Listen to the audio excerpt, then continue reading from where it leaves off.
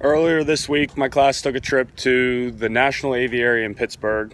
It was pretty cool, learned a lot of new stuff about birds and their habitats, and they gave us a behind-the-scenes look at a couple different things.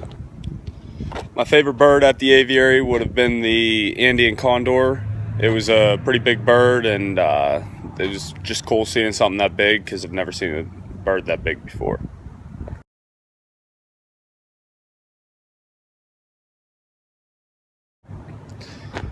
It was also interesting seeing some behind-the-scenes looks at just the doctors and how they operate and the different things that they take care of the birds for.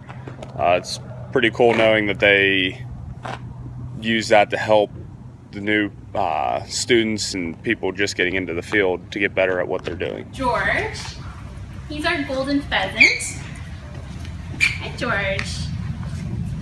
And George has a visual impairment, so he's not 100% blind, but he is visually impaired and does have trouble seeing. So the special things that we do for him to kind of deal with this disability is just to shake his food a little bit when we put it in, so he recognizes the sound of his food being put into his pen, and he'll come over and he'll eat that way. And you'll also notice that there's a lot of different things going on in his pen. So the first thing is that we have yoga matting for him, or these little puzzle mats, and that's for his feet to make sure it's nice and soft as he walks around.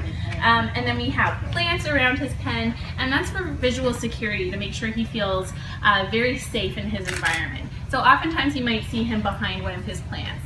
But then if any of the birds become ill or injured, then what we do is right away do physical exams on them, any necessary testing from x-rays, blood work, all sorts of things like that. We have a pharmacy, so we can fill their prescriptions and medicate them that way. We can do surgeries, we do all kinds of things, basically from different stages of life, from neonates. And I don't know if you guys know this, like when birds will lay eggs, then there's a large side of the egg that has an air cell in it, and then the narrow side. When the chick is coming out, they have to move into the large size of it to breathe, because it takes a couple days to come out of the egg.